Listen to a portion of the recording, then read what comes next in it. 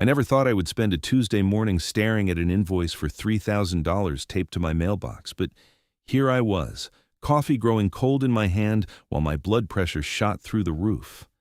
The bill came from Meadowbrook Heights Homeowners Association, charging me and apparently every other house on Birchwood Lane for emergency snow removal services. The problem? The road they plowed was mine, every single inch of it, and I never asked them to touch it. My name is Andrew Kellerman, and I bought my property in rural Vermont 3 years ago specifically because it was off the beaten path. The main house sits on 42 acres of gorgeous woodland, accessible only by a private road that winds through the trees for nearly half a mile before connecting to the public highway. When I purchased the land, the deed made it crystal clear that I owned the entire road, from the highway junction all the way to my front gate. It was one of the selling points, actually. No public easements, no shared maintenance responsibilities, just my property and my problem. The funny thing about Meadowbrook Heights HOA was that I was not part of it. Never had been, never wanted to be. The association governed a new development that sprang up about 2 years after I moved in, built on what used to be the old Carmichael farm adjacent to my property line. The developer carved up 50 acres into 20 cookie-cutter lots, slapped up identical houses with vinyl siding, and created an HOA to manage the neighborhood entrance, the tiny pocket park, and whatever else HOAs obsess over. My property predated theirs by decades, and my lawyer had confirmed multiple times that I had zero obligation to join their little club. But apparently, nobody told Brenda Morrison that. Brenda was the HOA president, a 47-year-old woman with aggressively highlighted blonde hair and the kind of personality that made you want to fake a phone call whenever you saw her coming. She moved into Meadowbrook Heights the day the first house went up for sale and immediately installed herself as the queen bee of the neighborhood. Within 6 months, she was HOA president. Within a year, she had instituted quarterly assessments, mandatory lawn care standards, and a Byzantine approval process for anything more exciting than replacing a doormat. I pulled the invoice off my mailbox and read it again, hoping I had somehow misunderstood. Nope. There it was in black and white. Emergency snow removal services for Birchwood Lane, Shared Access Road, January 15th. Total cost $3,200, divided equally among 8 properties. Your portion, $400. Payment due within 15 days. Shared Access Road. That phrase made my eye twitch. The winter had been brutal this year, with a massive nor'easter, dumping 2 feet of snow across Vermont 3 days ago. I'd spent an entire afternoon on my tractor, plowing my own road so I could get to work the next morning. I remembered the ache in my shoulders, the cold that seeped through my gloves, the satisfaction of seeing clear pavement behind me. And now, Brenda was claiming her HOA plowed it and wanted me to pay for the privilege. I walked back into my house, grabbed my phone, and pulled up the property documents on my laptop. The survey map showed everything in vivid detail. My 42 acres outlined in blue, the private road marked clearly with my parcel number, the notation that read, "Private road, maintained by owner, no public access or easement." I took screenshots of everything and forwarded them to myself. Then I called the number on the invoice.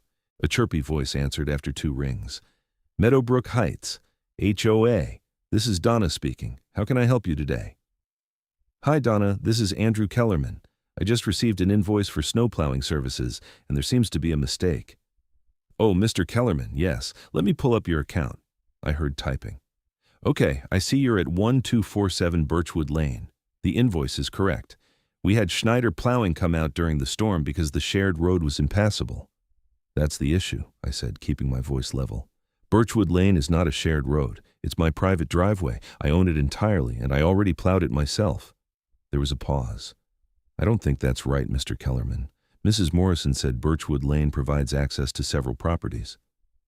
"It provides access to my property, only my property. I have the deed and survey right here." "Well, I really think you should speak with Mrs. Morrison about this. She handles all the legal matters for the association. Can I have her call you back?" "Sure," I said, though I knew this was going to be anything but simple. "Have her call me as soon as possible." I spent the rest of the morning working from my home office, trying to focus on the software development project I was debugging, but my mind kept drifting back to that invoice. Around noon, my phone finally rang with a number I did not recognize. "Mr. Kellerman, this is Brenda Morrison from Meadowbrook Heights, HOA. Her voice had that fake sweet quality that set my teeth on edge. "I understand you have some questions about your snow removal invoice." "Not questions, Brenda. The invoice is wrong. You plowed my private road without permission, and now you are trying to charge me for it." "I think there's been a misunderstanding, Mr. Kellerman. Birchwood Lane is the access road for our neighborhood. Several of our residents use it to reach the highway." My grip tightened on the phone. "No, they don't. Meadowbrook Heights has its own entrance on Route 12. Birchwood Lane is my driveway. It's on my property, I maintain it, and nobody from your development has any legal right to use it." "That's not what I've been told." Her voice had gone hard. "When the developer built our neighborhood, they assured us that Birchwood Lane was a shared access route." "Then the developer lied to you, or you misunderstood. I've owned this property for 3 years, and the road has always been private. I have the deed and survey to prove it." "Well, regardless of what your paperwork says, the fact remains that we provided a service that benefited you. That road was impassable, and we made it safe. $400 is more than reasonable for your share." I took a deep breath, trying to hold on to my patience. "Brenda, I plowed that road myself on January 15th. I spent 4 hours on my tractor clearing it. If your company plowed it afterward, that's not my problem, and I'm certainly not paying for it." "Mr. Kellerman, I really don't appreciate your attitude. This is a community, and we all need to do our part. If you refuse to pay, we'll have no choice but to pursue legal action."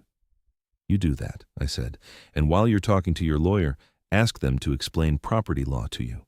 Because you plowed my private property without permission, and now you're trying to extort money from me for services I never requested. I'd be careful about who you threaten with legal action." "We'll see about that," Brenda snapped. "You'll be hearing from our attorney." She hung up without saying goodbye. I sat there for a moment, anger and disbelief warring in my chest. This was insane. How could anyone be this confidently wrong? Over the next week, things escalated quickly. First, I received a formal demand letter from the HOA's attorney, a lawyer named Richard Pemberton, whose office was in Burlington. The letter repeated the same nonsense about Birchwood Lane being a shared road and demanded payment within 10 days, or they would file a lien against my property. I responded with my own letter, attaching copies of my deed, survey, and title insurance documents, along with a timeline showing that I had plowed the road before their company ever showed up. I also pointed out that entering private property without permission to perform unsolicited services and then demanding payment could be considered fraud and trespassing. That seemed to quiet things down for about 72 hours. Then I started getting nasty notes in my mailbox. The first one, printed on floral stationery, read, "Real neighbors pay their fair share. Stop being selfish." The second one was more direct. "You think you're better than everyone else. Pay what you owe." I threw them away, but they kept coming. Someone also started a thread on the Meadowbrook Heights Facebook page, though I only found out about it when my friend Marcus called me. "Dude, you need to see what they're saying about you online," Marcus said.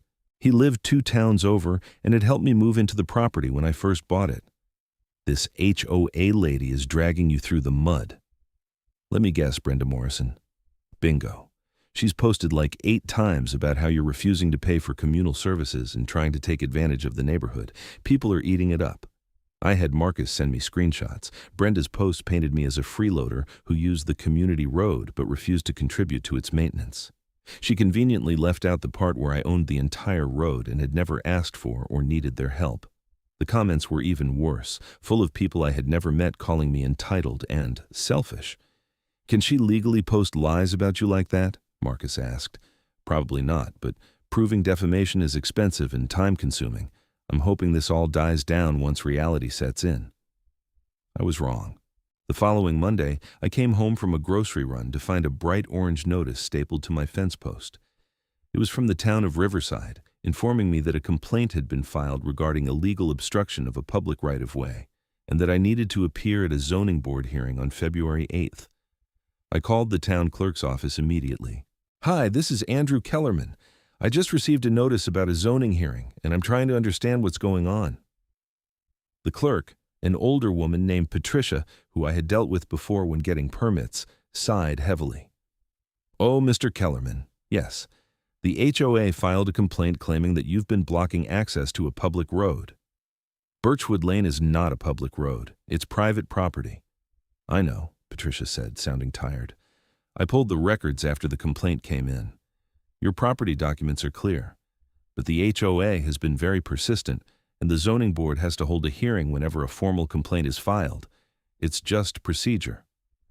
So I have to waste my time defending myself against something that's obviously frivolous? Unfortunately, yes. But if you bring your documentation, it should be straightforward. The board isn't going to rule against clear property records. The hearing was scheduled for 6 p.m. at the town office, a small brick building that also housed the police department and public library. I arrived 15 minutes early with a folder full of documents and a chip on my shoulder the size of Vermont. The zoning board consisted of 5 members, local residents who volunteered their time to handle disputes and approve permits. I recognized a few faces from around town. Brenda was already there, sitting in the front row with 2 other people I assumed were from her neighborhood. She gave me a tight smile that did not reach her eyes. The board chairman, a retired contractor named Ed Holloway, called the meeting to order and summarized the complaint. We're here tonight to address a dispute regarding property at 1247 Birchwood Lane. The Meadowbrook Heights HOA has filed a complaint alleging that the owner, Andrew Kellerman, has been restricting access to what they claim is a public right-of-way. Mr. Kellerman disputes this claim. Mrs. Morrison, since you filed the complaint, why don't you present your case first? Brenda stood up, smoothing her blouse. She had brought a presentation on her laptop, complete with photos and maps. Thank you, Mr. Holloway. Members of the board, this issue affects not just Meadowbrook Heights, but the safety of everyone in our community. Birchwood Lane has historically served as an alternate access route connecting our neighborhood to Route 12. When bad weather makes our primary entrance difficult to navigate, Birchwood Lane provides a crucial secondary option. She clicked through photos of the road, most of which appeared to have been taken from the highway looking toward my property. Mr. Kellerman has recently installed a gate and has been plowing the road in a way that makes it difficult for others to use. During the recent storm, we had to hire emergency snow removal services because he refused to clear the road properly. Now, he's refusing to pay his fair share of those costs. That's not true, I said, but Ed held up his hand. You'll get your turn, Mr. Kellerman. Mrs. Morrison, do you have any documentation showing that Birchwood Lane is a public right-of-way? Brenda hesitated. Our developer told us it was shared access when we purchased our homes. Do you have that in writing? A deed, an easement agreement, anything recorded with the county? Well, no, but it's been used that way for years. How many years? Ed asked. That development is only about 2 years old, correct? Yes, but the road existed before that. Existed on private property, I interjected, which I've owned for 3 years. Ed nodded. Okay, Mrs. Morrison, you can sit down. Mr. Kellerman, your turn. I stood and distributed copies of my documents to the board members. These are the deed, survey, and title insurance documents for my property. As you can see, Birchwood Lane is clearly marked as a private road within my property boundaries. There are no easements, no shared access agreements, and no public rights-of-way. I've owned and maintained this road entirely at my own expense since I purchased the property. I pulled out my phone and showed them time-stamped photos from January 15th. These photos show me plowing the road that day, starting at 6 in the morning and finishing around 10. I have GPS data from my tractor that confirms I cleared the entire length. The HOA's plowing company didn't show up until later that afternoon, well after I had already done the work. One of the board members, a woman named Carol, raised her hand. Mr. Kellerman, has anyone from Meadowbrook Heights ever asked permission to use your road? No, madam, and honestly, until this invoice showed up, I didn't even know they thought they had the right to use it. Their development has its own entrance on Route 12. There's no reason for them to come through my property. Ed leaned back in his chair, looking at Brenda. Mrs. Morrison, I'm looking at these documents, and they're pretty clear. This is private property. Unless you can produce an easement or some other legal right to access this road, I don't see how the board can rule in your favor." Brenda's face flushed. "But we've made improvements. We've plowed it. We've maintained it." "On someone else's property," Ed said, "without permission. That doesn't give you ownership or access rights." "This is ridiculous," Brenda said, her voice rising. "Everyone knows that road is for community use. You can't just let him block people out." "He's not blocking anyone out," Ed replied. "He's controlling access to his own property, which is his legal right. Unless you can show otherwise, this complaint is dismissed." The board voted 4-1 in my favor, with only one member abstaining because he knew Brenda personally and didn't want to get involved.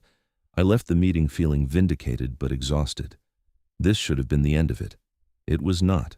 2 days after the zoning hearing, I discovered that someone had cut my fence. The gate I had mentioned to the board, a simple chain-link barrier across the road about 50 feet from the highway, had been opened and the padlock removed with bolt cutters. The lock lay in the snow beside the post, mangled beyond use. I called the Riverside Police Department and filed a report. Officer Jessica Chen came out to take photos and document the damage. "Any idea who might have done this?" she asked. "I have suspicions, but no proof," I said, thinking about Brenda's angry face at the hearing. "Well, you might want to consider installing a camera. This kind of thing can escalate." I took her advice. That weekend, I drove into Burlington and bought a trail camera with motion detection and night vision. I mounted it on a tree with a clear view of the gate, disguised among the branches. Then, I installed a new, much heavier lock. The camera paid for itself within 48 hours. On Thursday night, at just past 11, the motion sensor triggered. I was already in bed when my phone buzzed with the alert. I pulled up the app and watched in real time as a dark SUV pulled up to my gate. 2 people got out, both wearing hoodies and moving quickly. They approached the gate with bolt cutters and went to work on the new lock. I grabbed my phone and called 911 while simultaneously recording everything on the app. The dispatcher kept me on the line while I described what was happening. "They're cutting through the lock now. Yes, I can see them clearly on camera. Black SUV, no license plate visible from this angle. 2 people, both wearing dark clothing." Within minutes, I saw flashing lights approaching from the highway. The 2 people at my gate heard them too and ran back to the SUV, but they were too slow. Officer Chen's patrol car pulled up behind them, blocking their exit. A second patrol car arrived moments later. I got dressed and drove down to the gate, arriving just as the officers were putting both people in handcuffs. My heart nearly stopped when I saw who they were. Brenda Morrison and a younger man I didn't recognize. Officer Chen saw me and waved me over. "Mr. Kellerman, do you know these individuals?" "I know her," I said, pointing at Brenda. "She's the HOA president who's been claiming she has rights to my road." "I'm protecting community access," Brenda shouted from the back of the patrol car. "This is an illegal blockade." "Madam, we've been over this," Officer Chen said wearily. "This is private property. You just committed criminal trespassing and vandalism, possibly conspiracy, depending on how the DA wants to handle it." The younger man, who turned out to be Brenda's son Kyle, looked like he wanted to disappear into the ground. "Mom said it was okay," he mumbled. "She said the road was supposed to be public, and this guy was breaking the law." "Your mother was wrong," Officer Chen said. She turned to me. "Mr. Kellerman, do you want to press charges?" I looked at Brenda, who stared back at me with pure hatred in her eyes. Part of me wanted to let it go, to be the bigger person. But another part of me, the part that was tired of being harassed and lied about, wanted consequences. "Yes," I said. "I want to press charges." Both Brenda and Kyle were arrested and taken to the station. I gave my statement, provided the video footage from the trail camera, and documented the damage to my property once again. Officer Chen told me the case would be forwarded to the county prosecutor's office. The next morning, the story was all over local social media. Someone had a police scanner and heard about Brenda's arrest. Within hours, the Meadowbrook Heights Facebook page exploded with drama. Some people defended Brenda, claiming I had set her up. Others expressed shock that their HOA president had been arrested for vandalism. A few brave souls admitted they had always suspected Birchwood Lane was private property and questioned why the HOA had been so aggressive about it. I stayed off social media and focused on reinforcing my security. I bought 2 more trail cameras and positioned them at different angles. I also installed a reinforced steel gate to replace the chain link one, complete with a lock that would require serious power tools to defeat. Then, I got another call from Richard Pemberton, the HOA's attorney. "Mr. Kellerman, I need to apologize," he said, sounding genuinely contrite. "I've reviewed the situation more thoroughly, and it's clear that my client misrepresented the facts to me. Birchwood Lane is indeed your private property, and the HOA had no right to plow it or bill you for services." "I appreciate you acknowledging that," I said cautiously. "I have withdrawn from representing the HOA in this matter," Pemberton continued. "I can't continue with a client who isn't honest with me. I also wanted to give you a heads up that there may be more going on than just the road dispute." "What do you mean?" "When I started digging into the HOA's records, I found some irregularities in their finances. Mrs. Morrison has been managing the accounts pretty much single-handedly, and there are some large expenses that don't have proper documentation. I've advised the board to conduct an audit, but I thought you should know in case it's relevant to your situation." I thanked him for the information and hung up, my mind racing. Financial irregularities on top of everything else? This situation was getting deeper and messier than I had imagined. The criminal case moved forward quickly. Brenda and Kyle were charged with criminal mischief, trespassing, and attempted vandalism. Kyle took a plea deal almost immediately, agreeing to probation and restitution in exchange for testifying against his mother if necessary. Brenda, on the other hand, refused to plead guilty and insisted she had been defending community rights. Her lawyer tried to argue that she had a good faith belief that the road was public, but the prosecutor wasn't buying it. They pointed to the zoning board hearing where Brenda had been explicitly told the road was private property, as well as my previous communications with her. The fact that she came back 2 days later with bolt cutters showed clear intent. While the criminal case was pending, I filed a civil lawsuit against both Brenda personally and the Meadowbrook Heights HOA.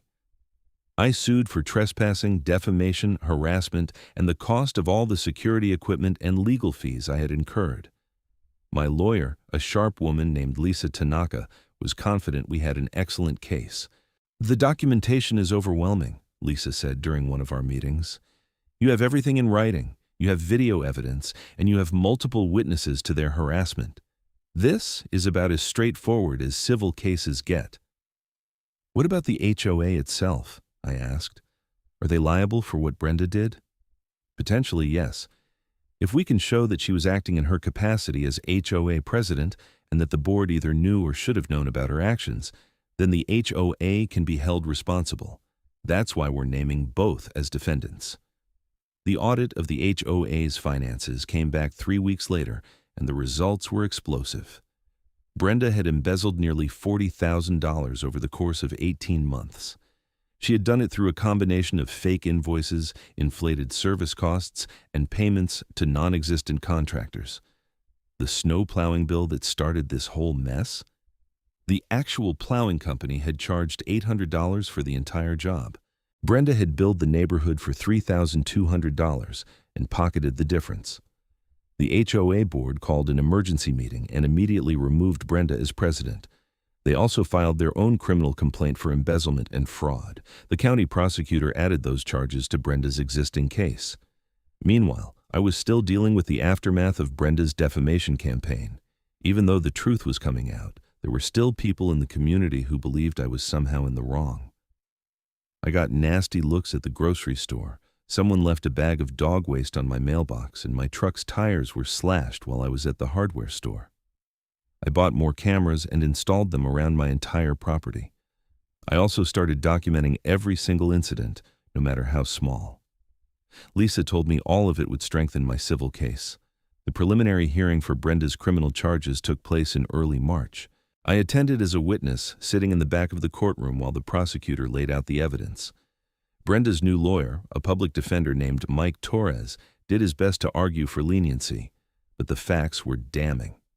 The video of Brenda cutting my lock, combined with her previous knowledge that the road was private property, made the trespassing and vandalism charges impossible to deny. The embezzlement charges were even worse. The prosecutor presented bank records showing deposits to Brenda's personal account that corresponded with the fake invoices. They had statements from contractors who confirmed they had never done business with the HOA, and testimony from homeowners who had paid assessments for services that never happened. The judge denied bail reduction and set a trial date for May. In April, my civil case went to mediation. The HOA's insurance company had finally gotten involved, and they were eager to settle before things went to trial. Their lawyer, a tired-looking man named Harold Chen, made it clear that they understood the HOA had no defense. "My clients are prepared to offer a settlement," Harold said. "Full reimbursement for all your security costs, legal fees, and property damage. They'll also issue a formal apology and place a permanent easement notice on record clarifying that Birchwood Lane is private property with no public access." "What about damages for the harassment and defamation?" Lisa asked. "We're prepared to offer an additional $10,000 for emotional distress and reputational harm." I looked at Lisa, who gave me a small nod. We had discussed what a reasonable settlement might look like, and this was actually better than we had expected. "I want something else," I said. "I want the HOA to send a written explanation to every resident of Meadowbrook Heights, explaining what happened and making it clear that I was never in the wrong. I want them to admit that Brenda Morrison lied about the road ownership and that I had every right to control access to my private property." Harold looked uncomfortable, but nodded. "I can make that happen." We finalized the settlement 2 weeks later. I received a check for $28,000 covering all my costs, plus the emotional distress payment. The HOA sent a detailed letter to every resident explaining the situation and apologizing for the false accusations. They also installed a large sign at their neighborhood entrance stating clearly that Birchwood Lane was private property not affiliated with Meadowbrook Heights, but I still had to wait for the criminal trial to conclude. Brenda's trial finally began on May 12th. The courthouse in Burlington was packed with people from Meadowbrook Heights, some supporting Brenda, most just curious to see how everything would turn out. I testified on the second day, walking the jury through the timeline of events and presenting all my documentation. The prosecutor was methodical and thorough. They presented the video evidence of Brenda cutting my lock, the records from the zoning board hearing showing she knew the road was private, and my communications with her before the vandalism occurred. They also brought in testimony from other homeowners who had been overcharged by Brenda's fake invoices. Brenda's defense strategy seemed to be painting herself as a dedicated volunteer who made mistakes but never had criminal intent. She testified that she genuinely believed the road was shared property and that she was trying to protect the neighborhood. She claimed the financial discrepancies were accounting errors, not intentional theft. The jury didn't buy it. After 3 days of testimony and 6 hours of deliberation, they found Brenda guilty on all counts: criminal mischief, trespassing, attempted vandalism, embezzlement, and fraud. The embezzlement and fraud charges were felonies that carried serious prison time. Sentencing was scheduled for 2 weeks later. I attended that hearing as well, wanting to see this thing through to the end. Brenda's lawyer argued for probation and community service, emphasizing that she had no prior criminal record and had been under stress from her volunteer position. The prosecutor pushed for jail time, arguing that Brenda had shown a pattern of dishonesty and had victimized not just me, but her entire neighborhood. The judge, a stern woman named Patricia Blackstone, sided with the prosecution. "Mrs. Morrison, you held a position of trust in your community, and you abused that trust repeatedly and deliberately," Judge Blackstone said. "You embezzled money from your neighbors. You lied about property ownership to justify your actions. And when you were legally informed that you were wrong, you escalated to criminal behavior. This wasn't a mistake or a misunderstanding. This was a calculated pattern of dishonesty and theft." She sentenced Brenda to 3 years in prison for the embezzlement and fraud charges, with additional time for the vandalism and trespassing to be served concurrently. Brenda would also have to pay full restitution to the HOA for the stolen funds and to me for the property damage. Brenda broke down crying as the sentence was read. Her family, sitting in the front row, looked devastated. Part of me felt bad for them, especially Kyle, who had clearly been manipulated by his mother into helping with the vandalism. But mostly I felt relieved that this nightmare was finally over. The aftermath took a few more months to fully settle. The Meadowbrook Heights HOA elected a new board and hired a professional management company to handle their finances and operations. They made it a point to reach out to me with an official apology and an invitation to attend one of their meetings, though they made clear I was under no obligation to join the association. I declined politely. I had no interest in being part of their community, and after everything that happened, I think they understood that. The harassment stopped completely after Brenda's sentencing. The nasty Facebook posts disappeared, the threatening notes ceased, and people stopped giving me dirty looks around town. A few neighbors from Meadowbrook Heights even stopped by my property to apologize personally for believing Brenda's lies. One of them was a man named Tom Greeley, who lived 3 houses down from the neighborhood entrance. He showed up on a Saturday afternoon with a 6-pack of beer and a genuinely contrite expression. "I owe you an apology," Tom said as we sat on my porch. "I was one of the people posting negative comments online. I believed Brenda when she said you were refusing to pay your fair share. I should have looked into the facts before jumping to conclusions." "I appreciate you saying that," I said, accepting a beer. It was a frustrating time. I can imagine. For what it's worth, a lot of us feel like idiots now. We trusted Brenda to manage things, and she was robbing us blind while lying about you. It's a mess. We talked for a while about the neighborhood, the embezzlement, and the challenges of finding good HOA leadership. Tom mentioned that several families were considering dissolving the HOA entirely and just handling property maintenance individually. "Might not be a bad idea," I said. "HOAs can be useful, but they also attract people who like having power over their neighbors." "Ain't that the truth?" Tom said, shaking his head. "Anyway, I just wanted to come by and say I'm sorry. If you ever need anything, let me know." After Tom left, I walked down to the gate at the end of my driveway. The new steel barrier stood solid and strong, a permanent reminder of everything that had happened. The trail cameras blinked silently from the trees, recording everything. The sign I had installed next to the gate read simply, "Private property, no trespassing, violators will be prosecuted." I thought about taking it down now that the drama was over, but decided to leave it.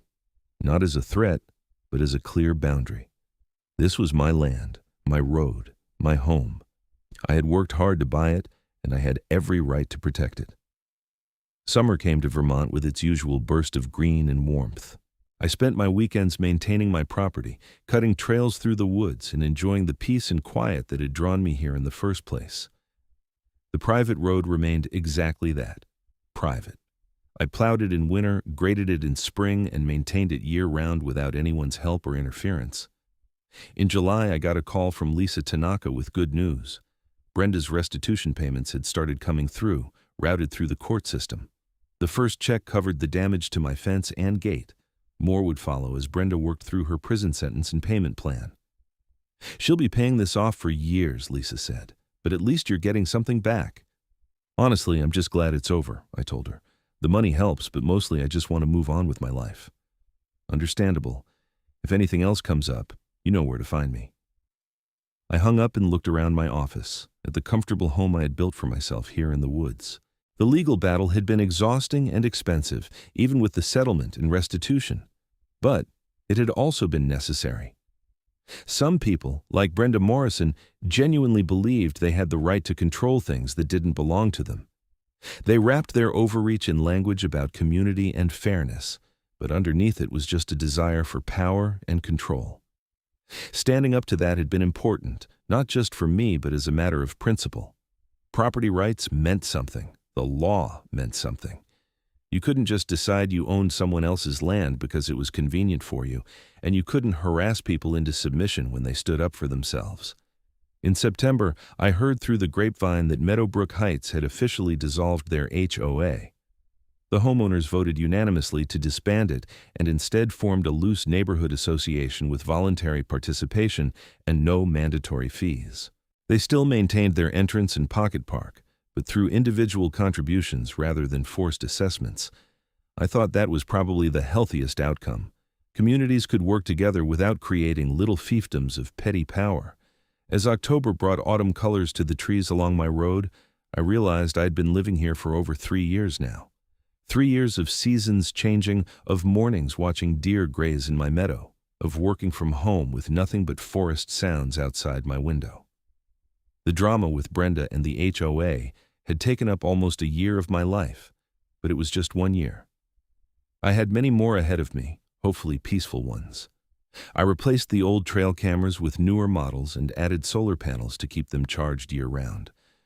Not because I expected more trouble, but because being prepared had served me well. I also had a surveyor come out to place permanent boundary markers along my property lines, bright orange posts that would be visible year-round. No more ambiguity about where my land began and ended. In November, I received a letter from Kyle Morrison, Brenda's son. He was finishing his probation and wanted to apologize again for his role in cutting my fence. The letter was handwritten and seemed genuine. "I know saying sorry doesn't fix what happened," he wrote, "but I wanted you to know that I've learned from this experience. My mom had me convinced that we were doing the right thing, standing up to someone who was taking advantage of the neighborhood. I should have questioned her more, should have looked into the facts myself. I didn't, and I participated in something illegal and wrong. I'm working to be better and to think for myself, instead of just following what someone tells me. I hope someday you can forgive me." I wrote back a short response, thanking him for the apology and wishing him well. Kyle had been manipulated by his mother, and while that didn't excuse his actions, it provided context. He was young and had a chance to learn from his mistakes. I hoped he would. Winter returned with the first snow in late November. I prepared my tractor and spent a day servicing the plow blade, making sure everything was ready for the season ahead. When the first significant storm hit in early December, I was ready. I spent a morning clearing Birchwood Lane from end to end, taking satisfaction in the clean pavement behind me. No one else plowed it, no one else sent me a bill, no one else tried to claim ownership or access rights. It was exactly how it should be. As Christmas approached, I decorated my house with lights and set up a tree in the living room. I invited Marcus and a few other friends over for dinner, cooking a large meal and enjoying the warmth and laughter of good company. We toasted to friendship, to peace, and to the simple pleasure of being left alone to live your life as you chose. On Christmas Eve, I walked down to the gate one last time, just to check on things. The night was clear and cold, with stars bright overhead and fresh snow crunching under my boots. The steel gate stood solid in the darkness, a silent guardian of my privacy and property rights. I thought about everything that had happened over the past year. The anger, the frustration, the legal battles, the vindication. It had all been real and necessary, but it was also in the past now. Brenda Morrison was in prison, serving time for her crimes. The HOA had been dissolved and reformed into something healthier. My property rights had been definitively established and protected. Most importantly, I had learned something valuable about standing up for yourself. It would have been easier to just pay the $400 and let it go, to avoid conflict and keep the peace. But sometimes keeping the peace means letting injustice slide, and sometimes the cost of conflict is worth paying to establish the truth. I didn't regret fighting back. I didn't regret pressing charges. I didn't regret any of it. As I walked back up the road toward my warm house, I felt a deep sense of satisfaction. This land was mine. The road was mine.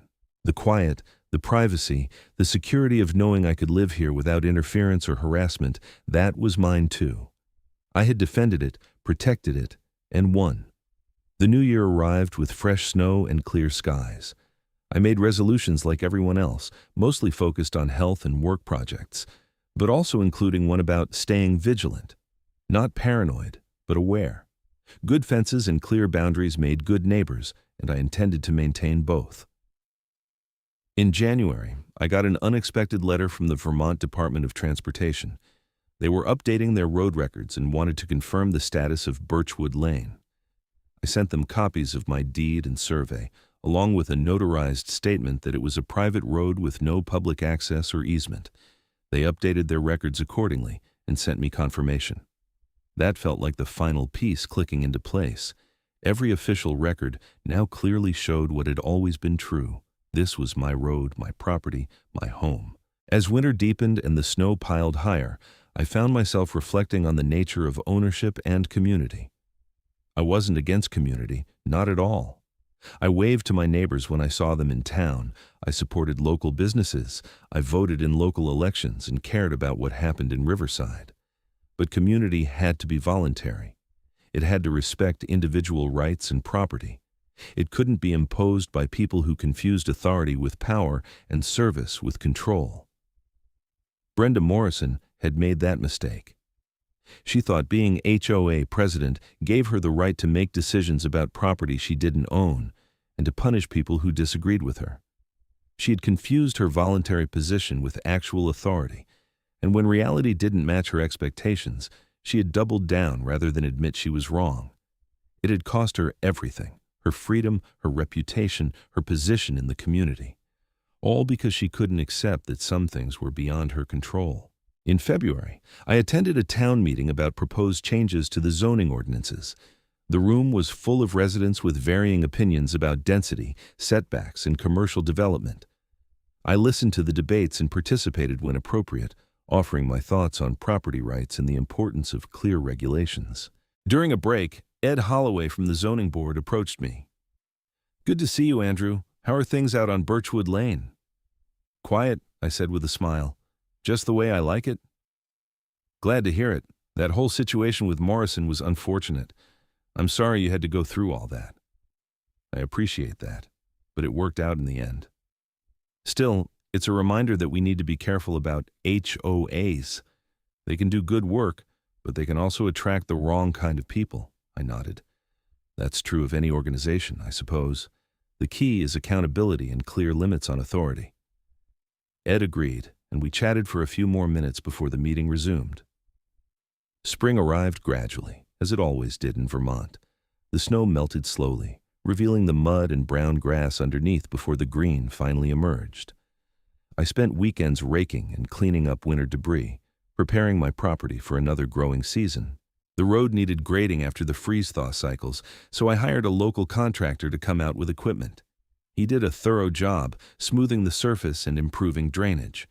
When he finished, Birchwood Lane looked better than it had in years. "Nice piece of property you got here," the contractor said as I wrote him a check. "Must be peaceful being this far off the main road." "It is," I agreed, "worth every bit of maintenance it requires." In April, I took a vacation for the first time since the legal troubles began. I flew out to Colorado to visit my sister and spent a week hiking in the mountains and decompressing from everything. It felt good to be somewhere else, somewhere without any association to HOAs or legal battles or property disputes. When I returned to Vermont, my house welcomed me back with familiar comfort. Everything was exactly as I had left it, secure and undisturbed. The cameras showed nothing but wildlife passing through: deer, a fox, a moose that had wandered down the road one evening. Normal. Peaceful. Mine. May brought warm weather and blooming wildflowers. I planted a small garden near the house, something I had been meaning to do for years, but never got around to. Tomatoes, peppers, lettuce, herbs. Simple things that grew well in Vermont's short summers. Working in the dirt was therapeutic. There was something honest about gardening, about putting seeds in the ground and nurturing them into food. No politics, no arguments about ownership or rights, just sun, soil, water, and growth. One afternoon while I was weeding, a car pulled up to my gate. I recognized the vehicle as belonging to Meadowbrook Heights residents, though I couldn't immediately place which house. A woman got out and walked up to the gate, clearly looking for the intercom I had installed. I walked down to meet her, curious but not concerned. The cameras were recording everything, and I had nothing to hide. "Can I help you?" I called out as I approached. The woman looked relieved to see me. She was middle-aged, professionally dressed, with kind eyes and a warm smile. "Mr. Kellerman? I'm Nancy Richards. I live in Meadowbrook Heights. I hope I'm not intruding." "Not at all. What can I do for you?" I wanted to stop by and introduce myself properly. I'm the new treasurer for our neighborhood association, the voluntary one that replaced the HOA. I've been going through all the old records, trying to clean things up after the mess Brenda Morrison made, and I came across the settlement documents related to your case. I just wanted to personally apologize for everything you went through. "I appreciate that," I said, genuinely touched by the gesture. "But you weren't involved. You don't need to apologize for someone else's actions.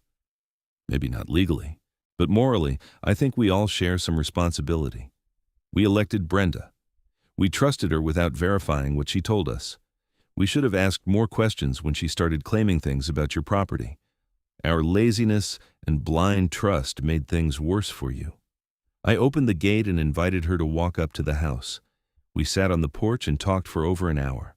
Nancy explained how the neighborhood was working to rebuild trust and establish better practices. They had hired an independent accountant to audit all financial records going forward. They were being much more transparent about decisions and expenses, and they were making sure everyone understood property boundaries and rights. We've actually made it part of our welcome packet for new residents, Nancy said. There's a whole section explaining that Birchwood Lane is private property not affiliated with our neighborhood, and that Mr. Kellerman has been nothing but patient with us despite having every right to be angry. I was angry, I admitted, for a long time, but I'm past that now. I'm just glad the truth came out and that things were resolved properly. Still, if there's anything we can do to be better neighbors, please let us know. We're not part of an HOA anymore, but we still want to be a good community. We exchanged phone numbers, and Nancy left with a promise to stay in touch. I watched her drive away, feeling something shift in my chest. Maybe community didn't have to be a threat. Maybe it was possible to have neighbors who respected boundaries while still being neighborly. Time would tell. As summer fully arrived, I settled into a comfortable routine. Work during the week, property maintenance on weekends, occasional dinners with friends. The drama of the previous year faded into memory, becoming a story I told at parties rather than an ongoing source of stress. The road remained mine, clearly marked and undisputed. The gate stayed locked, the cameras stayed active, and my property stayed private. But the anger was gone, replaced by a quiet satisfaction. I had stood up for my rights. I had fought against injustice and won. I had protected what was mine and established clear boundaries that would prevent future problems. And now, finally, I could just live. On a warm evening in late June, I sat on my porch with a beer and watched the sun set through the trees. The road stretched out before me, winding down through the forest toward the distant highway. My road, my property, my peace. It had been worth fighting for.